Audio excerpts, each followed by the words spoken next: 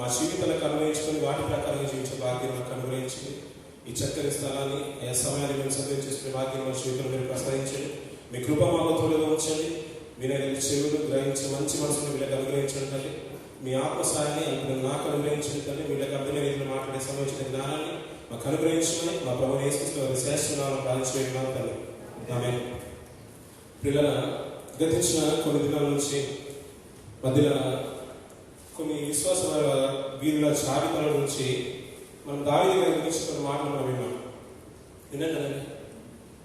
ఆ మాటలు వింటున్నప్పుడు కొన్ని భాగాలు 2 వారాలు మనం మాటలు నుంచి 2 వారాలు మాట్లాడు ఏదైనా కొద్దిగా గుర్తున్న దావీదు గారి గురించి మాట్లాడిన సందర్భాష ఏమైనా కొద్దిగా గుర్తున్న పిల్ల ఆయన గురించి కొన్ని మాటలు మాట్లాడుతున్నాం.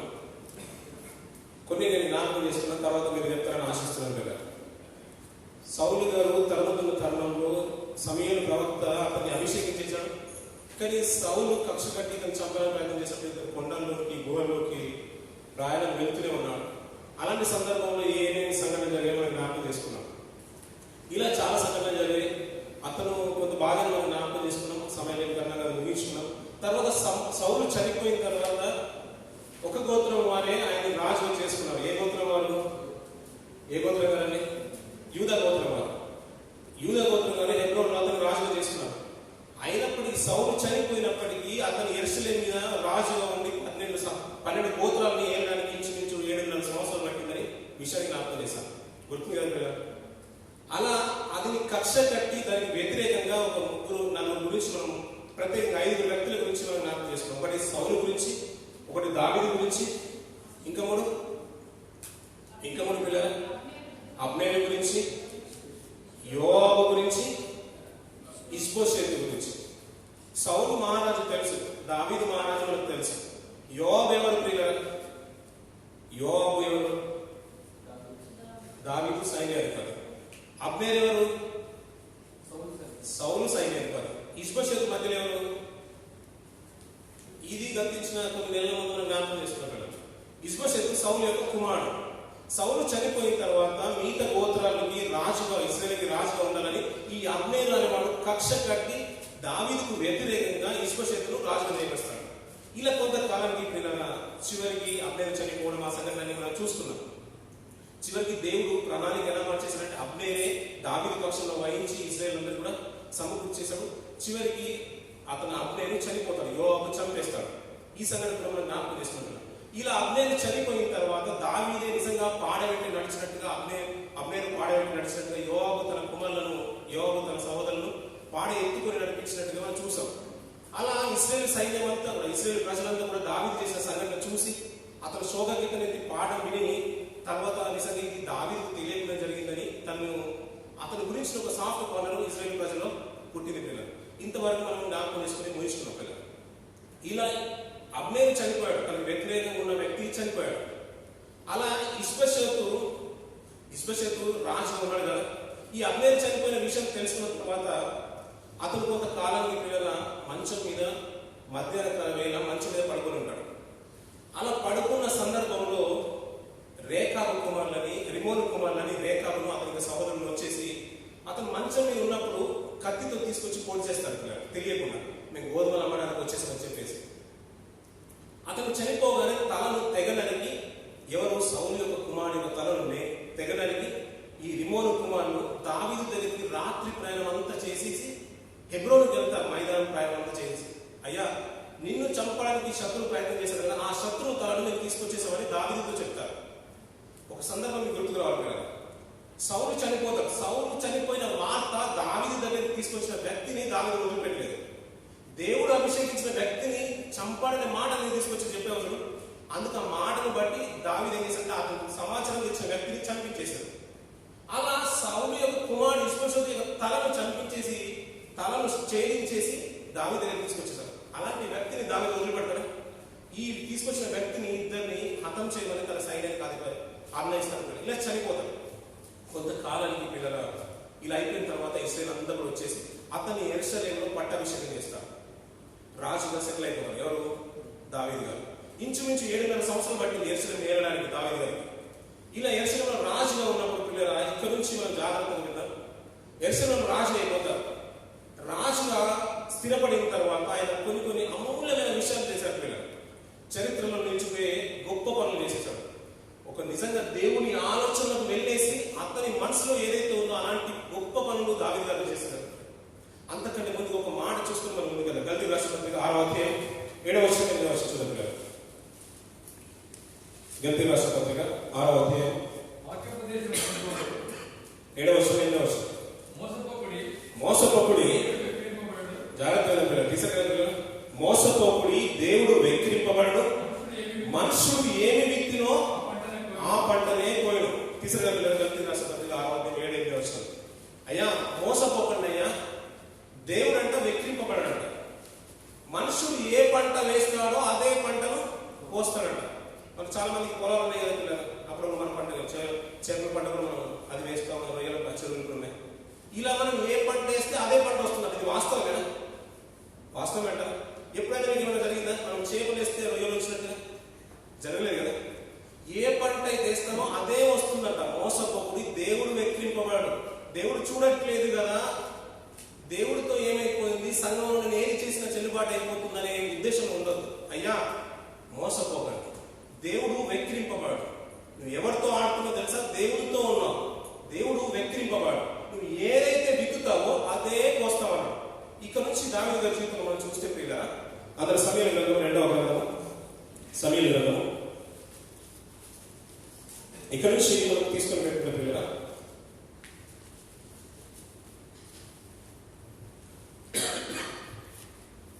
5వ అధ్యాయం నుంచి కొన్ని మాటలు మనం చూస్తే పిల్లల 5వ అధ్యాయం 3వ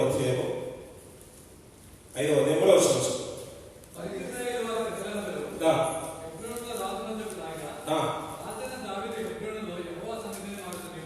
దావీదు హెబ్రోనులో యెహోవా సన్నిధిని వారితో నిబంధన చేసిన గనుక ఇశ్రాయేలు వారి మీద రాజుగా ఉంటకై వారు దావీదునకు పట్టాభిషేకం చేసింది. అంతకు ముందు కూడా పట్టాభిషేకం జరిగింది. ఎక్కడ? హెబ్రోనులో జరిగింది. ఒకటే గోత్రం, యూదా గోత్రం మాత్రమే తను వెంబడించింది. మిగతా 11 గోత్రాలు ఎవరు వెంబడించింది? సౌలు యొక్క కుటుంబాన్ని వెంబడించారు.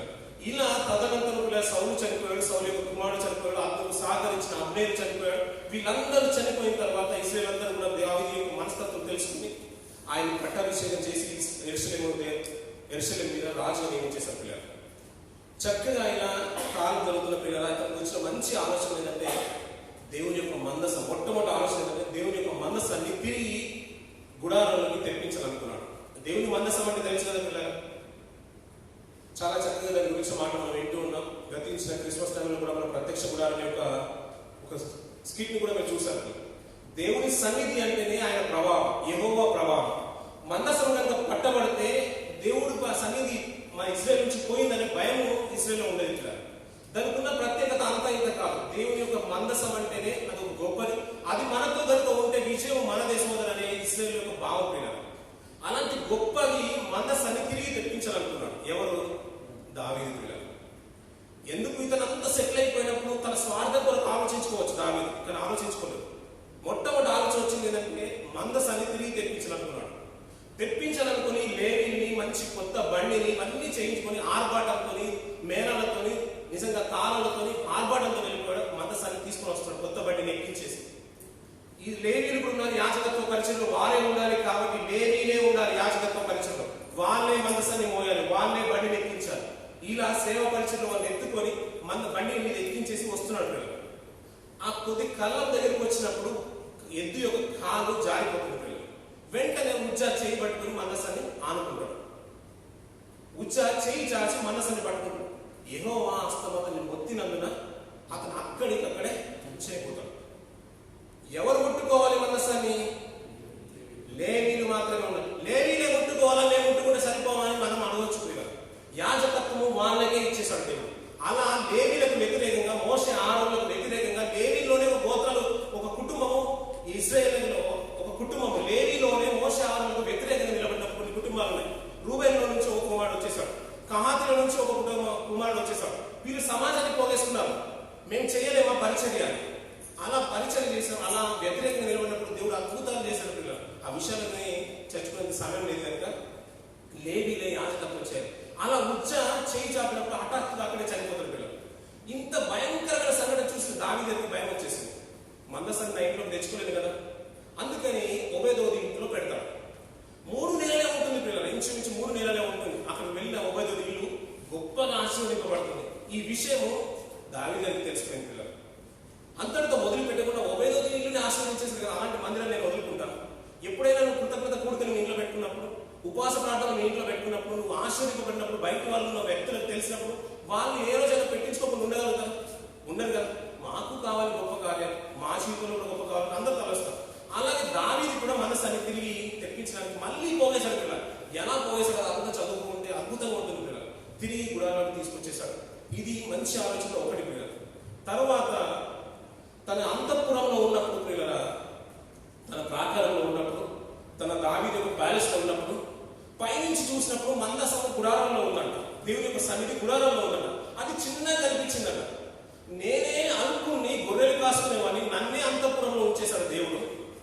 అలాంటి దేవుని యొక్క సన్నిధి గుడారంలో ఉంటే ఆ మంచి ఆలోచన ఉన్నప్పుడు ఎంత మందికి వస్తుంది ఇలాంటి ఆలోచన. అప్పుడప్పుడు పిల్లల అద్భుతమైన మాట గుర్తుకొస్తుంది. ఇంతకుముందు కూడా ఒకసారి జ్ఞాపకం చేసి, ఎవరైనా పాస్టర్ ఇండియా నుంచి వస్తే మనకి కానిపిస్తాం. అదే యూరోప్ కంట్రీ నుంచి కానీ అమెరికా నుంచి కానీ అప్పట్లో వచ్చేవాళ్ళు కదా, మిషనరీ తరఫున వాళ్ళు వచ్చిన వాళ్ళు మనకు కానుకలు ఇస్తారు. మనం ఎప్పుడైనా వాళ్ళు కానుకిస్తామా? ఇవ్వరు కదా. మొట్టమొదటిగా ఆదాము చేసిన తర్వాత ఆదాము పిల్లలకి ఒక ఆలోచన వచ్చింది. ఎవరికి కానుక ఇవ్వాలి? దేవునికి కానుక. ఎంత గొప్ప విషయం పిల్లలు. ఎవరు అర్పించాలి, ఎవరిని లెక్క పెట్టిన తర్వాత విషయం, కానీ దేవునికి కానుకలు ఇవ్వాలనుకున్న ఆలోచన వచ్చింది. అది గొప్ప విషయం. అలా దావీదు గారు, నేను అంతఃపురంలో ఉన్నాను, నా సన్నిధి దేవుని యొక్క సన్నిధి కింద ఉండడం ఏంటే, నేను దేవుని కొరకు మందిరాన్ని కడతాను అనుకున్నాను. ఎంత గొప్ప ఆలోచన పిల్లలు. ఎంతమందికి దేవుని యొక్క మనసు తెలుసుకుని ఆయన హృదయ లోతులకు ఆలోచించగలుగుతారు? అలా మందిరం కట్టాలని ఆలోచన దావీదుకి వచ్చేసింది పిల్లలు. కట్టాడా లేదని నీకు బాగా తెలుసు.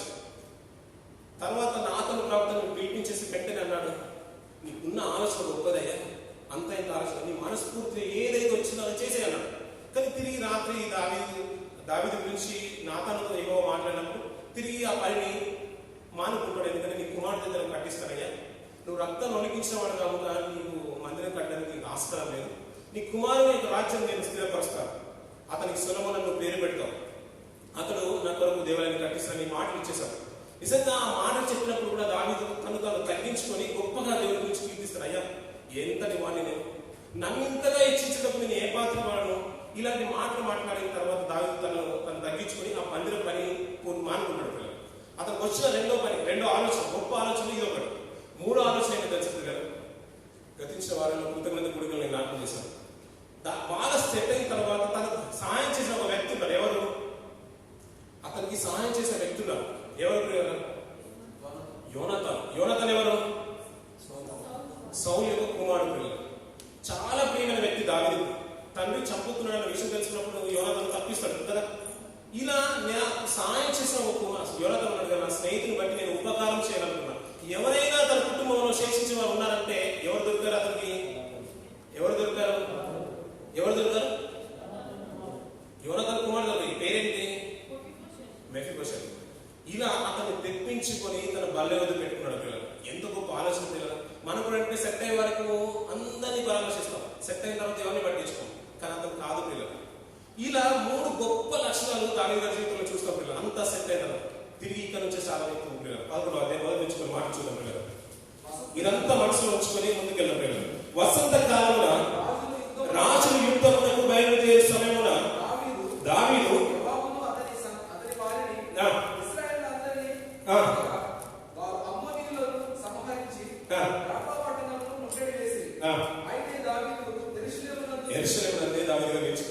ఇది బాగా తెలుసు ప్రతి ఒక్క, అప్పుడప్పుడు మనం వింటున్నమాట, బాగా అసుపరిచితం అన్నమాట పిల్లలు. ధర్మ యుద్ధాలు జరుగుతున్న కాలంలో పిల్లల దావీదు గారు యుద్ధానికి వెళ్లకుండా యెరూషలేములో నిలిచిపోయారు. ఇలా అద్భుతమైన ఆలోచన, అపకారికైన దాన్ని ఉపకారం చేసే వ్యక్తి, ఏ సహాయం కూడా మర్చిపోని వ్యక్తి, నిజంగా తన పట్ల ఒకరు ఏదైనా చేసి ఉంటే దానికి రెండింతలు చేయగలిగిన సామర్థ్యం కలిగిన వ్యక్తి దావీదు గారు పిల్లలు. ఒక యుద్ధానికి వెళ్ళాలంటే దేవుని యొక్క విచారణ చేయకుండా బ్రతికిన వెనుక తట్టు కానీ ముందు తట్టు వెళ్ళిన వ్యక్తి కాదు పిల్లలు. రాజు అనుకుంటే మన సింహాసనం చూస్తే కానీ సాగినప్పుడు నమస్కరించే లక్షణం ఉన్న వ్యక్తి పిల్లలు దావీదు గారు. అలాంటి దావీదు గారి జీవితంలో ఒక లక్షణం జరగబోతుంది, ఒక క్రియ జరగబోతుంది, ఒక కార్యక్రమం జరగబోతుంది. అది జరిగి ఎన్నో సంవత్సరాలైనప్పటికీ నేటికి మనం జ్ఞాపకం చేసుకున్నప్పుడు ఈ ప్రక్రియ. ఇశ్రాయేలు యుద్ధం చేయడానికి వెళ్ళిపోయారు పిల్లలు. దావీదు గారు యెరూషలేములో నిలిచిపోయారు. ఇలా నిలిచిపోయిన సందర్భంలో అంతఃపురం నుంచి పైనుంచి తన ప్రాంతం నిజంగా పిల్లలు ఎత్తైన ప్రాంతాలకు వెళ్ళాడు. అక్కడి నుంచి చూస్తే పట్టణం అంతా కూడా కిందే కనబడుతుంది. యెరూషలేము పట్టణం అంతా కిందే కనబడుతుంది. అతని ప్రాంతం అంత ఎత్తులో ఉంటుంది. అక్కడ దానికి ఆనుకొని ఒక కాలం ఉంటుంది, ఒక నది ఉంటుంది. వాళ్ళు మంచినీరుకైనా స్నానాలకైనా అది నది దగ్గరికి వెళ్ళాల్సింది. అలాంటి ప్రాకారం మీద ఉండి కింది చూసినప్పుడు తనకు ఒక స్త్రీ కనిపించింది. తెలుసు కదా ఈ సందర్భం అంతా.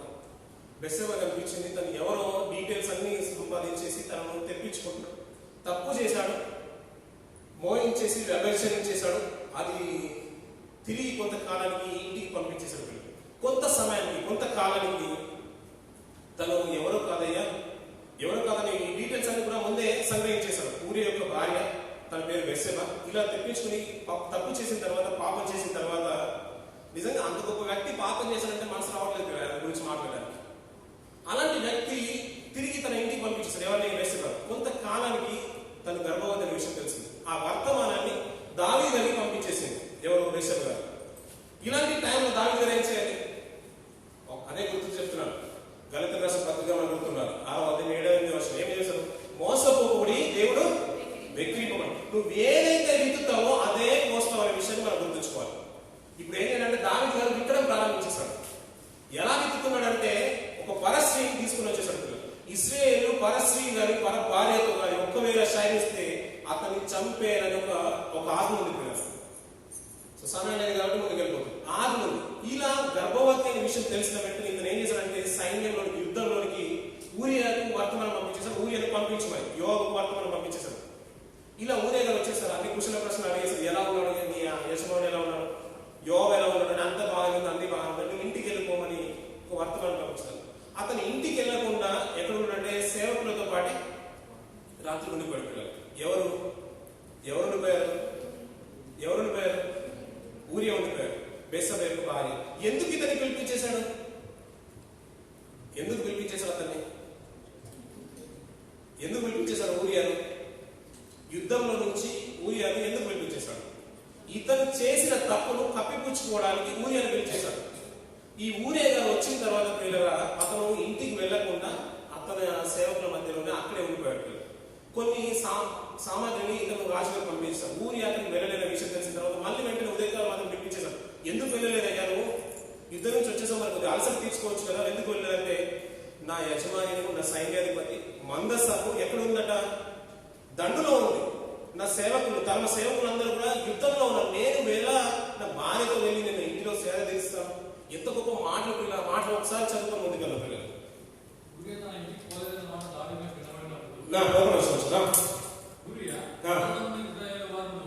మందస్సును, ఇశ్రాయేలు వారును, యూదా వారును గుడారాలలో నివసించుండగను. నా అధిపతియగు యోవాబును, నా ఏలినవాడు నీ సేవకులను బయట దండులో ఉండగను. భోజన పానములు చేయుటకును, నా భార్య యొక్క పరుగుటకును నేను ఇంటికి పోతున్నా. నీ తోడు, నీ ప్రాణము తోడు, నేను ఆనందం చేయవాడు కానని దావీదు. ఎంత గొప్ప మాటలు పిల్లలు. ఎవరికైనా మనకైనా మనందరికీ ఒకటే విషయం పిల్లలు, సంఘాన్ని ఇచ్చేశాడు దేవుడు, ఒక ఆత్మీయ జీవితాన్ని ఇచ్చేశాడు. దావీదు గారి రూపంలో లోకాశం ఎన్నో వచ్చినా కానీ ఏ మాత్రం కూడా పొరపడకుండా మనకు కలిగిన దాన్ని గట్టిగా పట్టుకోవడానికి ప్రయత్నం చేయాలి. విశ్వాసంగా నిజంగా ఎవరికైనా ప్రతి ఒక్కరు, నేనైనా మా అందరమైన పిల్లలు ఒక విషయం గుర్తుంచుకోవాలి. ఎంత గొప్ప లక్షణాలు పిల్లలు, ఒక మంచి సేవకుడికి ఉన్న క్వాలిటీస్ పిల్లలు, మంచి లక్షణాలు. దండులో సైన్యం ఉంది. నా సేవకుడు యోవాబు సైన్యాధిపతి కదా, నా యజమానుడు కూడా అక్కడే ఉన్నారు. ఇశ్రాయేలు వారందరూ కూడా గుడారాలో ఉన్నారు. నేను నా భార్య దగ్గరికి ఎలా వెళ్తాను అనుకున్నాం? సావాసం ఉంది. నేను కార్యక్రమాలు మానుకొని ఎలా వెళ్ళాలనుకుంటాం? మనకు కూడా పిల్లలు ఇలాంటి సంఘటనలు ఉన్నప్పుడు, కార్యక్రమాలు ఉన్నప్పుడు, కార్యక్రమం కంటే ముఖ్యమైనది ఏది కాదు పిల్లలు, సంఘం కంటే ముఖ్యమైనది ఏది కాదు. ఈ విషయాన్ని మనం గుర్తెరగాలి పిల్లలు. ఎప్పుడైతే మన జీవితంలో విషయాన్ని మొట్టమొదటిగా మనం పెట్టుకుంటే అన్ని బాగుంటాయి పిల్లలు. దేవునికి ఇవ్వాల్సిన పదాలు దేవునికి ఇస్తే మిగతా అన్ని కూడా సెట్ అవుతాయి. మనం ఏంటంటే దేవుని మీద నమ్మకం, అపనమ్మకంతో ముందు దారికి ఇస్తాం, తర్వాత దేవుడికి వస్తాం, చివరికి దేవుడే దిక్కు అంటాం. అది కాదు. ఎందుకున్న మంచి లక్షణం ఏంటంటే సమస్తం అక్కడ ఉంటే నేను ఎలా వెళ్తాను వెళ్ళలేదు పిల్లలు. ఒక పని చేయి, మళ్ళీ ఒక ప్లాన్ వేసుకున్నాను. మళ్ళీ ఒక ప్లాన్, ఈ రోజు మర్నాడు ఉండు, యెరూషలేములో అతను కలుసు, నువ్వు రెస్ట్ తీసుకొని మర్నాడు ఊరియా వచ్చే వరకు దావీదు గారు అలాగే వచ్చేసారు పిల్లలు. మరుసటి రోజు మళ్ళీ ఒక ప్లాన్ చేశాడు, విందు ప్లాన్ చేశాడు. అతన్ని చాలా విస్తారంగా భోజనం పెట్టేసేసి మత్తుగా చేసేసి ఇంటికి మనసు ఇచ్చేశాడు. మత్తులో ఉన్న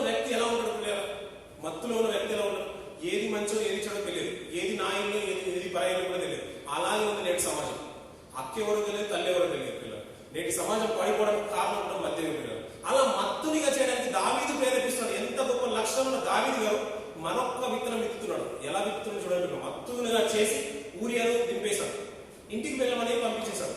కానీ ఊరియా వెళ్ళలేదు పిల్లలు, తన సేవకుల దగ్గరే పడుకున్నాడు పిల్లలు. ఇలా అయితే కాదని తన తప్పును కప్పిపుచ్చుకోవడానికి ఒక లేఖ రాయించేసి యోబు దగ్గరికి పంపించాడు. ఎక్కడైతే యుద్ధము బహు మెండుగా జరుగుతుందో అక్కడ ముందుగా ఇతను పెట్టేసి అని ఊరియా గురించి ఒక వర్తమానం, ఒక లేఖలో నిజంగా గొప్ప మాట. ఆ లేఖ చిన్నదైన పిల్లల దావీదు యొక్క రాజాలను బట్టి ఊరియా అక్కడ బలైపోతాడు పిల్లలు. తెలుసు కదా సందర్భం.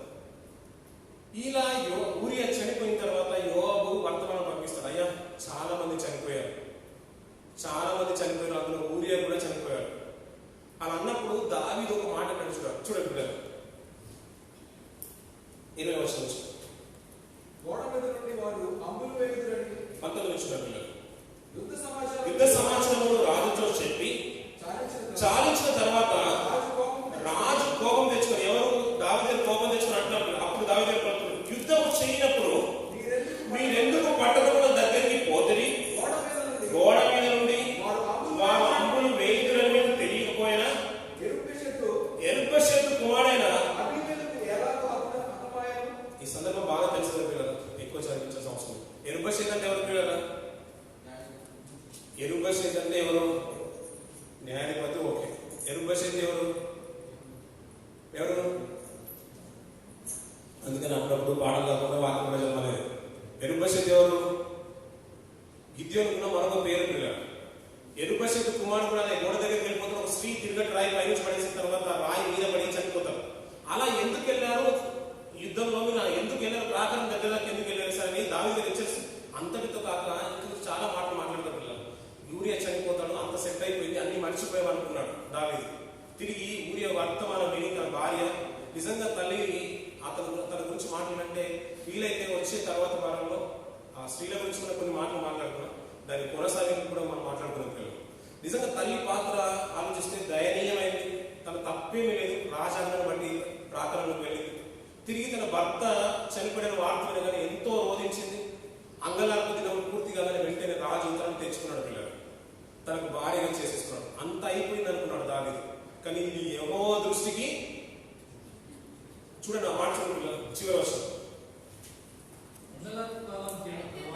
వర్షం అయితే దావీదు చేసినది యెహోవా దృష్టికి దుష్కార్యముగా ఉండడం పిల్లలు. ఈ ప్రకారం ఏదైతే జరిగిందో ప్రక్రియ ఎవరికి తెలియదు పిల్లలు, దేవునికే తెలిసింది. ఎవరికి తెలియదు? దావీదు యొక్క పన్నాగమని. ఎందుకంటే దావీదు గొప్పడని ఇశ్రాయేలు అందరికీ కూడా తెలుసు. అలాంటి పన్నాగం దేవునికి తెలుసు. అంత అయిపోయింది. ఎందుకు దావీదు గారు దాని గురించి మర్చిపోయారు పిల్లలు? అంత గొప్ప లక్షణం ఉన్న వ్యక్తి. ఎందుకంటే తను సమర్థించుకోవడం నేర్చుకున్నాడు. నిజంగా మనం ఒక్క తప్పు చేస్తాం పిల్లలు, ఎవరైనా చెప్పినప్పుడు దాన్ని సమర్థించుకోవడానికి మనం ప్రయత్నం చేస్తాం. అప్పుడే మనం ఒప్పుకొని కప్పు గొప్ప ఒప్పుకుంటే అతిక్రమమును దాచిపెట్టుకున్నవాడు వర్ధిల్లడు, కానీ దాన్ని ఒప్పుకొని విడిచిపెట్టేవాడు కదా. చాలా గొప్ప విషయం కదా పిల్లలు. ఆ విషయాన్ని మర్చిపోయాడు, కానీ దేవుని దృష్టికి అది దుష్కార్యంగా ఉందంట పిల్లలు. ఎప్పుడైతే ఊరియా చనిపోయిన విషయం వచ్చిందో, ఊరియా గురించిన మాట రాజుగా ఎలా అంటున్నాడు పిల్లలు? 20వ వచనం. అదే ఇత్తియోడ ఊరియా కూడా చనిపోయినప్పుడు దావీదు మాట్లాడుతున్నాడు. అందుకు దావీదు, నువ్వు యోబుతో ఈ మాట చెప్పు, ఆ సంగతిని బట్టి నువ్వు చింతపడకు. ఖడ్గం ఒకప్పుడు ఒకరి మీదను ఒకప్పుడు మరి ఒకరి మీదను పడట కద్దు. ఇది ఒక విధి అంటున్నాడు. ఖడ్గం అంట ఒకసారి ఇటు పడుతుంది, ఒకసారి అటు పడుతుందని గొప్ప సూక్తి చెప్పేశాడు దావీదు గారు. నిజంగా అతను చనిపోయాడు, అమాయకుడు ఒక ప్రాణం తీసేశాడనే ఒక చింత కూడా లేదు పిల్లలు దావీదు. కానీ దేవునికి అంటే దుష్కార్యం ఉందంట పిల్లలు. ఈ ప్రక్రియ తర్వాత నాతను వచ్చిన మాటలు చెప్పిన తర్వాత దావీదు ఎలా రియాక్ట్ అయ్యాడో, ఎలా చింతపడ్డాడో, ఎలా బాధపడ్డాడో అది బాగా తెలుసు కదా పిల్లలు. నేను పాపం చేసింది నీ ప్రభు అని నిజంగా ఒప్పుకుంటాడు. ఆ మాట వచ్చిన పిల్లలు 12వ అధ్యాయం 10వ వచనం. నేను పాపం చేసిందని దావీదు నాతానుతో అనగా, నాతాను నీవు చావకుండునట్లు యెహోవా నీ పాపమును పరిహరించెను. అయితే ఈ కార్యం వలన యెహోవాను దూషించుటకును ఆయన శత్రులకు నీ గొప్ప హేతు కలుగజేసింది గనుక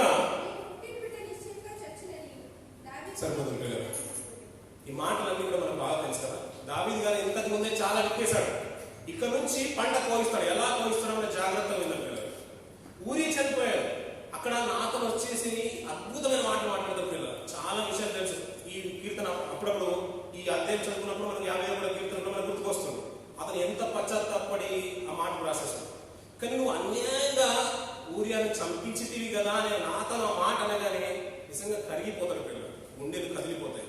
మనం ఎవరు చూడట్లేదు అనుకుని ఎప్పుడు పాపం చేయదు పిల్లలు.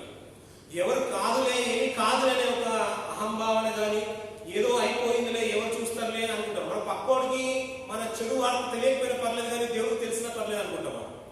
నీకు పక్కోడికి తెలిసినా తెలియకపోయినా దేవుడికి తెలియకుండా దేవుడు చూస్తున్నట్టు ఒక భయంతో మనం బ్రతుకుతే మన బ్రతుకులు బాగుంటాయి కదా. చిన్నవారి మీద కానీ మనకంటే తక్కువ వారి కానీ యజమాని చేయించాలని మన అధికారాన్ని చూపించాలని కోరుకోవడం మనం అనుకోవద్దు పిల్లలు. అది ఎక్కడైనా కంపెనీ అయినా మన ఆత్మీయ జీవితమైనా మన సావాసమైనా ఇలా ఊరియా విషయంలో మాట అన్నప్పుడు నిజంగా తను తగ్గించుకుని ఆ మాట ఒప్పుకొని నేను పాపం చేసి అని దావీదు చాలా పశ్చాత్తాపడతాడు. ఇలా దావీదు అతను పశ్చాత్తాపడ ఎన్నో రీతిగా అతను పశ్చాత్తాపడ్డాడు. పిల్లలు, నా పాపం అంతా నీ ఎదుగుతుందయ్యా, నా దోషం అన్ని కూడా నీకు తెలిసే ఉన్నాయి, నేనేం చేసిన, దయచేసి నన్ను కడుగు అంటాడు. కానీ శిక్షను మాత్రం దేవుడు వదిలిపెట్టలేదు. అప్పుడప్పుడు ఉరి శిక్ష మన ఖైదీలు చూస్తారు కదా, ఉరి శిక్ష ఖరారైనప్పటికీ కూడా చివరికి రాష్ట్రపతి దగ్గరికి వెళ్తారు. ఎందుకు? క్షమాభిక్ష కొరకు. శిక్ష పూర్తి చేస్తాడా లేకపోతే శిక్షను తారుమారు చేస్తాడా? ఉరి శిక్షను కాస్త యావజ్జీవ కారాగార శిక్షగా మారుస్తాడు. ఎప్పుడైతే దావీదు తను తగ్గించుకొని నిజంగా పశ్చాత్తాపడే దేవుని మీద కనికరం పొందుతాడో, కానీ శిక్ష మాత్రం మారలేదు పిల్లలు. అతను చావలేదు, కానీ నిజంగా నేటికి అతను చేసిన తప్పుదల గురించి ప్రపంచం మాట్లాడుకుంటుంది పిల్లలు. తెలుగు బైబిల్లో మనం మాట్లాడుకుంటున్నాం, అప్పుడప్పుడు ఏ పాస్ వచ్చినా ఇదే వాక్యం చెప్తాడు. ఈ రోజు మనము మాట్లాడుకుంటున్నాం. చిన్నప్పటి నుంచి దావీదు గురించి చెడు కార్యం గురించి మాట్లాడుకుంటాం. దావీదు ఆ ఊరియా భార్య విషయంలో, బెత్షెబా విషయంలో తప్ప అన్ని విషయంలో దేవుడికి న్యాయంగా బ్రతికాడు. ఆ మాట కూడా గ్రంథంలో రాలేదు. కానీ ఊరియా భార్య గురించే మనం మాట్లాడుకుంటాం దావీదు తప్పు చేయడానికి. కానీ అతను ఆ విషయంలో తప్ప మిగతా అన్ని విషయంలో దేవుడికి యథార్థంగా బ్రతికిపోయాడు. తెలుగు బైబిల్లో ఉన్నవారు మనం అదే మాట్లాడుకుంటాం, తమిళ వాళ్ళు అదే మాట్లాడుకుంటాం, మలయాళీస్ అదే మాట్లాడుకుంటాం, ఇంగ్లీష్ వాళ్ళు, హిందీ వర్షన్ వాళ్ళు అందరూ కూడా దావీదు చేసిన తప్పదని మాట్లాడతారు. నిజంగా ఇంతకంటే అవమానం ఏదైనా ఉందా పిల్లలు? అతను విత్తేశారు కదా, ఎలా కోస్తాడో చూడండి పిల్లలు. అదో వర్షం 10వ వర్షం 12వ వర్షం.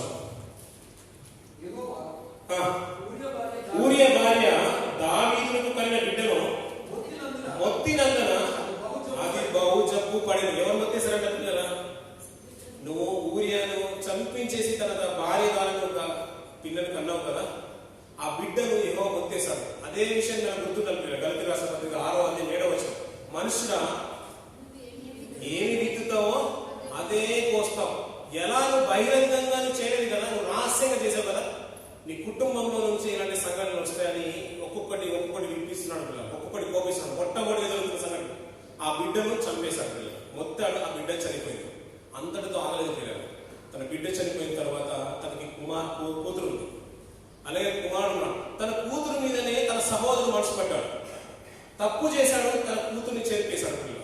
ఎవరికి చెప్పుకోలేని పరిస్థితి పిల్లలు. అలా కుమారుడే తప్పు చేశాడని కుమారుని పిలిచి మరి గద్దించేంత ధైర్యం దావీదుకు లేకపోయింది ఆ కాలంలో. ఆ సంఘటన రాసినట్టు కూడా మనం చూడపిల్లలు. ఎలా జరిగిందంటే తన విత్తిన దానికి కోపిస్తున్నాడు.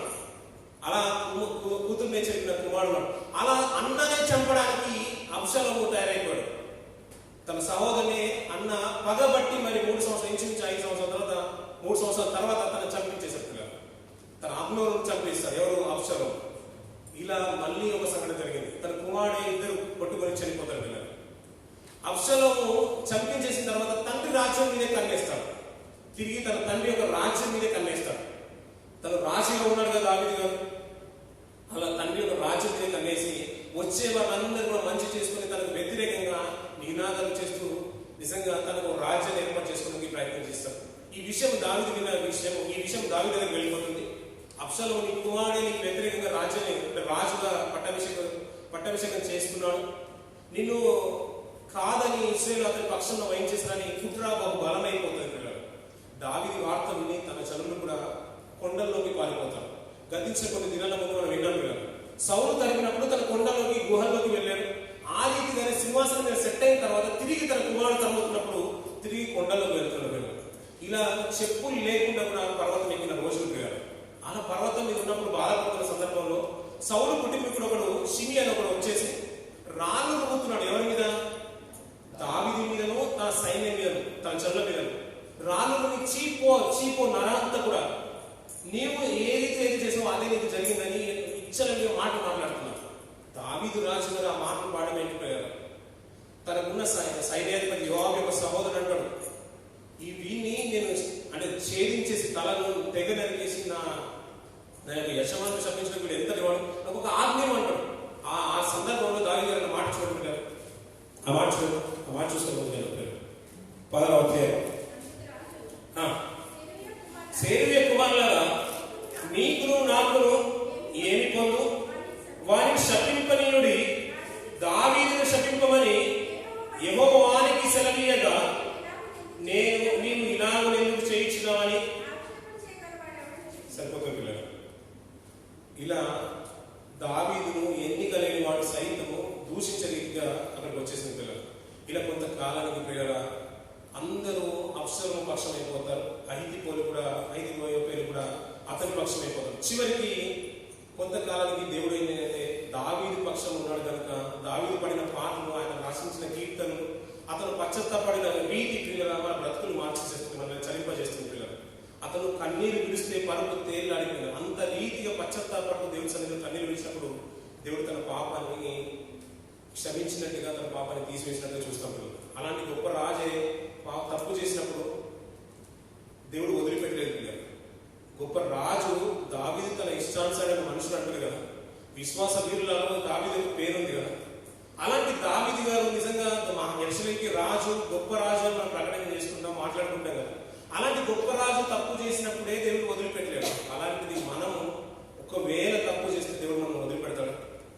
ఆలోచించిన పిల్లలు, మనం ఏది విత్తుతామో అదే కోస్తాం. దావీదు ఏదైతే విత్తేశాడో అదే కోసాడు పిల్లలు. తన బిడ్డ చనిపోయాడు, తన కుమార్తె మోయింపబడింది, తన సహోదరుడు చనిపోయాడు, తన సహోదరుడే తన యొక్క ఉపపత్రులను చేర్చుకున్నాడు పిల్లలు. ఇది బహాటంగా జరిగింది. ఇలా కొంతకాలానికి అబ్షలోము కూడా చనిపోతాడు పిల్లలు. అబ్షలోము చనిపోతాడు. అంత సైన్యం అంతా కూడా దావీదు గురించి మాట్లాడుకుంటారు. నీ శత్రువుల మీద దేవుడు విజయం ఇచ్చేశాడు. మళ్ళీ తిరిగి దావీదు గారు అంతఃపురంలోకి వస్తాడు పిల్లలు. కానీ ఈ సంఘటన బట్టి అబ్షలోము విషయంలో కూడా దావీదు ఏడుస్తాడు పిల్లలు. కుమారుడు, నువ్వు ఎందుకు చనిపోయావు? అతని గురించి అంగలాస్తాడు. అంత గొప్ప లక్షణం ఉన్న వ్యక్తి పిల్లలు దావీదు గారు. ఇలాంటి ఏదైతే తప్పు చేశాడో పిల్లలు మనం ఒక్కవైపే చూస్తున్నాం, కానీ తను చేసిన దానికి ప్రాయశ్చిత్తంగా నేటికి ప్రపంచ క్రైస్తవం ఆయన చేసిన తప్పును ఎత్తి చూపుతుంది పిల్లలు. అల్నాడు మీడియా లేదు పిల్లలు. అల్నాడు మీడియా కనుక ఉంటే దావీదు తప్పు చేశాడు కానీ నేటికి పిల్లల అనేక ప్రపంచాల్లో ఖండాంతరంగా వ్యాపించిపోయింది. దావీదు తప్పు చేశాడు, పరిశుద్ధ గ్రంథం ఎవరి చేతిలో ఉందో అతని గురించి మాట్లాడుకున్నారు. కానీ అతని గురించి ఒక మాట సంగతి ఉపయోగించుకున్నాం పిల్లలు.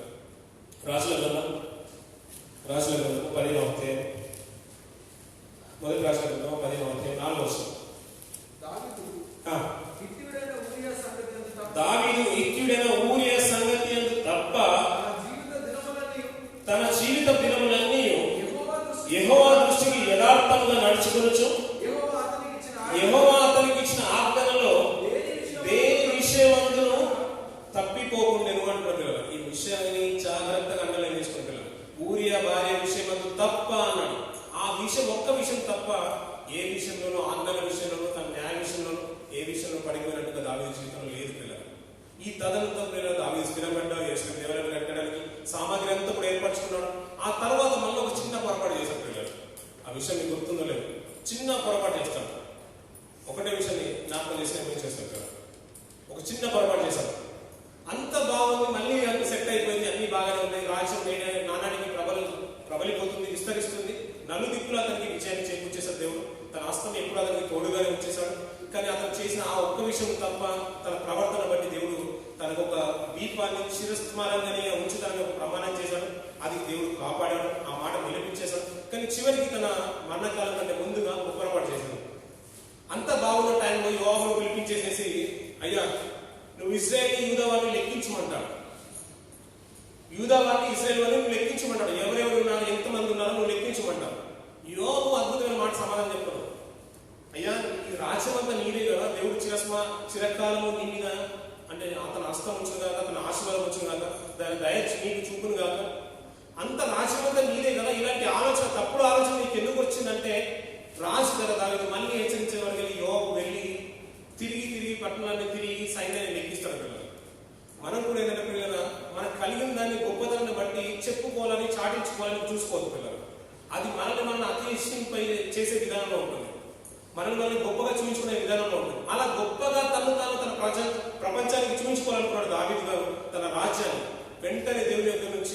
వచ్చేసింది పిల్లలు. 3 విషయాలు తీసుకొచ్చేసాడు. దేవుని యొక్క ఉగ్రత వచ్చేసింది. 3 విషయాలు తన ముందు పెట్టేశాడు. ఆ విషయాలు చూడండి పిల్లలు. అదే సమయంలో 3 విషయాలు చివరి అధ్యాయం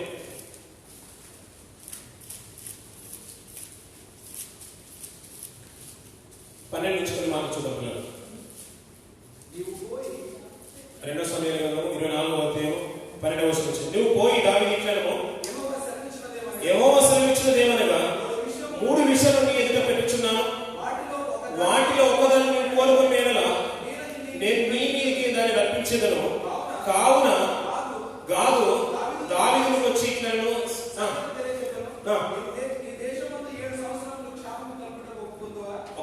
మొదటి భాష చెప్తున్న పిల్లలు మొదటి మాట చెప్తున్నాడు. ఇలా 3 ఏదో ఒకటి సెలెక్ట్ చేసుకోవాలి. అందులో నువ్వు దేశమందు 7 సంవత్సరాలు క్షామం కలుగుటకు ఒప్పుకొందువా? నిన్ను తరముచున్న నీ శత్రువులు ఎదుట నిలువలేక 3 నెలలు పారిపోవటకు ఒప్పుకొందువా? 2వ కండిషన్ పెడుతున్నాడు. నీ దేశమందు 3 దినములు తెగులు రేవుటకు ఒప్పుకొందువా? ఇలా 3 ఆప్షన్స్ పెట్టేశారు పిల్లలు. ఈ 3 కూడా ఎన్నుకోమన్నాడు. కానీ దేవుని యొక్క ఉగ్రత మాత్రం వచ్చేసింది పిల్లలు. అప్పుడు ఒక మంచి మాట అంటాడు దావీదు గారు కూడా. అక్కడిక్కడ బయట దానిలో ఎవరి చేతిలో పడడం ఎందుకు? యెహోవా చేతిలో పడడమే న్యాయం. ఎందుకంటే అతను బహువాత్సల్యత గలవాడు. అందుకని 3 దినాలు యెహోవా చేత తెగులు చేత బాధించడం ఒప్పుకుంటాడు పిల్లలు. ఇశ్రాయేలు వారిని తెగులు బాధించేసి నుంచి చాలా మంది నేల కూలిపోతారు పిల్లలు. అది చూసి నిజంగా దావీదు గారు తప్పు చేసింది నేను, పాపి నేను, చంపాలనుకుంటే నన్నే చంపు ప్రభు అని సాగిలపడి వేడుకున్నప్పుడు యెహోవా అది చూసి సంతాపపడి అప్పుడు అక్కడ ఆపేస్తారు పిల్లలు. ఆ తెగులను ఆపేస్తారు. అలా తెగులు ఆపినప్పుడు ఒర్నాను కళ్ళంలో బలిపీఠం కట్టేసి ఆ పొలాన్ని కొని బలిపీఠాన్ని కట్టి అక్కడికి అనేకమైన బలు అర్పిస్తాడు. అందరితో యెహోవా శాంతిస్తాడు. నా మాట వినడనే ఉద్దేశంతో శాంతిస్తాడు. ఇలా దావీదు గారి జీవితంలో ఎన్నో గొప్ప విషయాలు ఉన్నాయి పిల్లలు. ఇలా శాంతించాడు కదా. ఈ స్థలంలోనే యెరూషలేము దేవాలయం కట్టబడింది పిల్లలు. ఎక్కడ యెరూషలేము దేవాలయం కట్టబడిందంటే ఈ ఒర్నాను కళ్ళెంలోనే కట్టబడింది పిల్లలు. దావీదు గారి జీవితంలో ఒక భాగంలో చూసి దావీదు తప్పి చేశారు. కానీ దావీదు ఆ విషయంలో తప్ప ఏ విషయంలో పడిపోయినట్టుగా తన జీవితంలో మనం చూడలేం పిల్లలు. అతను దేవుని మాటను అనుసరించి బ్రతకాడు. మనం కనుక విశ్వాస జీవితాలు కనుక మనం తొంగి చూసి వారు ఏ రీతి దగ్గర బ్రతుకారో వారి జీవితాల్లో మన జీవితాల్లో మనం అన్వయించుకొని మనం కనుక బ్రతికితే ఆ నిత్యత్వాన్ని మనం పొందుకుంటాం పిల్లలు. కొద్ది మాట దేవుడికి ఆశ్రయించారు.